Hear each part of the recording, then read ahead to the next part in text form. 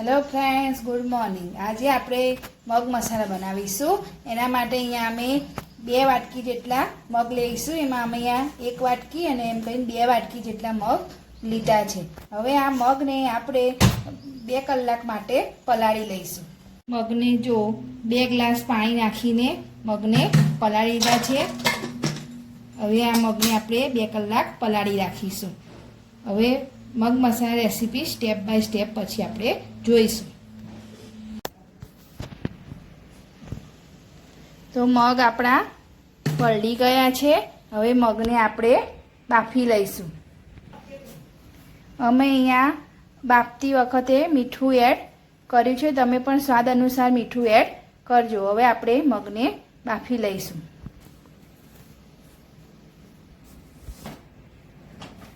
તો હવે gas on કરીશું, પછી મગને મૂકીશું અને 1 વિસલ વગાડી લેવાની।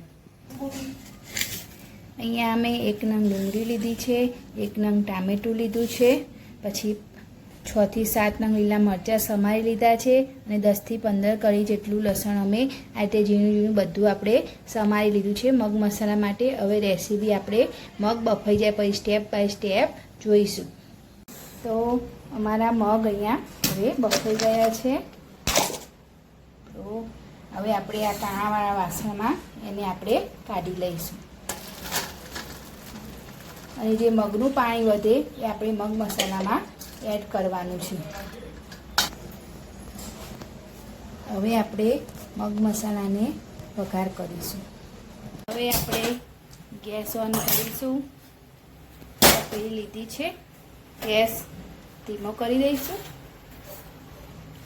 હવે 3 ટેબલસ્પૂન જેટલું આપણે તેલ લઈશું।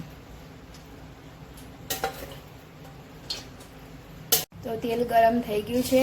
હવે 1/2 ટેબલસ્પૂન જેટલી રાઈ એડ કરીશું।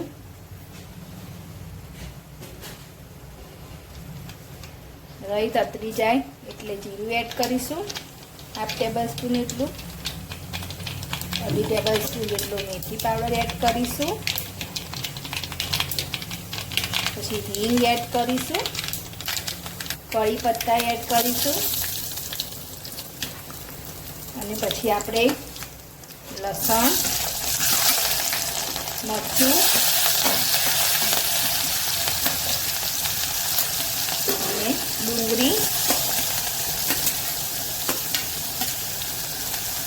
બસ હવે આ બધું આપણે એકવાર હલાવીને સાતળવા દઈશું।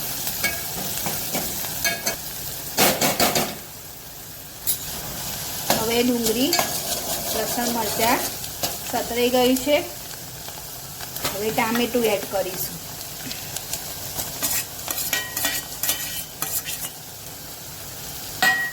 હવે આ બધું પાછું થોડું ચડવા દઈશું।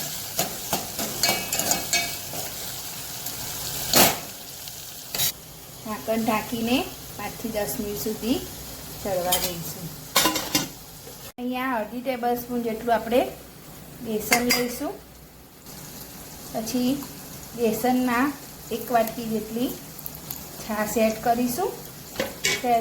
ખાટી હોય એવી લેવાની છાશ। અને પછી આ રીતે આપણે ગોળ એનો બનાવી લઈશું, જે આપણે મગ મસાલામાં પેલું સતરાઈ જાય પછી આ એડ કરવાનો છે। સાતળવા મૂક્યું છે ડુંગળી ટામેટાની, હવે આપણે ચેક કરી લઈએ થઈ ગયું છે કે નહીં। તો આપણું બધું હવે સતરાઈ ગયું છે।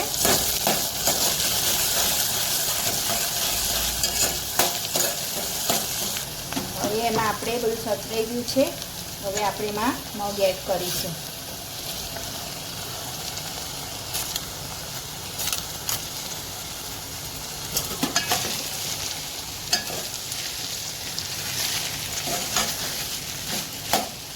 બધું મિક્સ કરી લઈશું।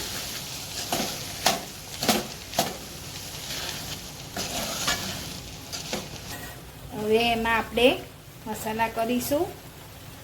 1 ટેબલસ્પૂન જેટલું લાલ મરચું એડ કરીશું, 1/2 ટેબલસ્પૂન જેટલી હળદર એડ કરીશું। મીઠું અમે અંદર એડ કરેલું છે એટલે થોડું જ અહીંયા અમે એડ કરીશું। સ્વાદ અનુસાર મીઠું. પછી અહીંયા અમે 1 ટેબલસ્પૂન જેટલો આમચૂર પાવડર એડ કરીશું. હવે બધું મિલાવી લઈશું. પછી એમાં આપણે બેસન વાળું જે ગોળ રેડી કર્યો તો છાશ અને બેસનનો એ એડ કરીશું. પછી બધું મિક્સ. પછી અહીંયા અમારે થોડું ભાતનું વસામણ વધ્યું હતું અને આ રીતે કઠોળમાં ઉપયોગ એનો કરી લઈએ છીએ, તો તમે પણ કરી શકો છો.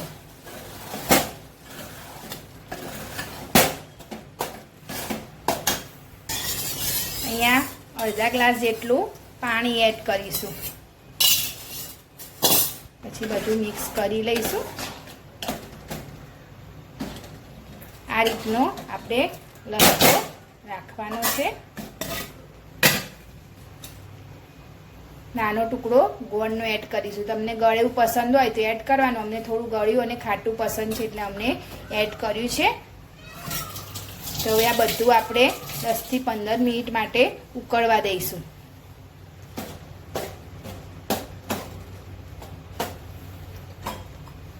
થોડું બીજું પાણી એડ કરીશું. જે રીતે કન્સિસ્ટન્સી હોય એ રીતે પાણી એડ કરવાનું. તમારે જાડા જોતા તો જાડા, થોડા પતલા જોતા. અમારે આ રીતની કન્સિસ્ટન્સી પસંદ છે એટલે અમે આ રીતના મગ મસાલા બનાવીએ છીએ. હવે આ બધું 10 થી 15 મિનિટ માટે ઉકળવા દઈશું.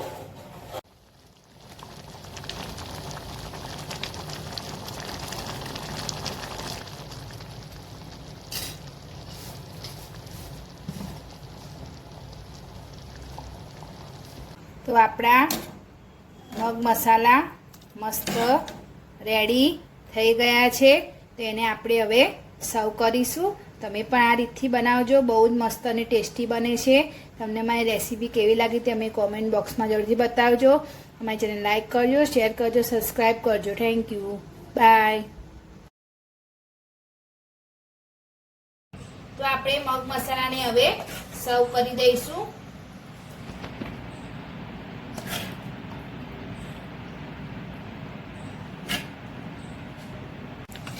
તો મગ મસાલા આપણે સર્વ કરી દીધા છે. સાથે છે રોટલી અને છાશ. તો તમને મારી રેસીપી કેવી લાગી તે અમને કોમેન્ટ બોક્સમાં જરૂરથી બતાવજો. અમારી ચેનલ લાઈક કરજો, શેર કરજો, સબસ્ક્રાઈબ કરજો. Thank you.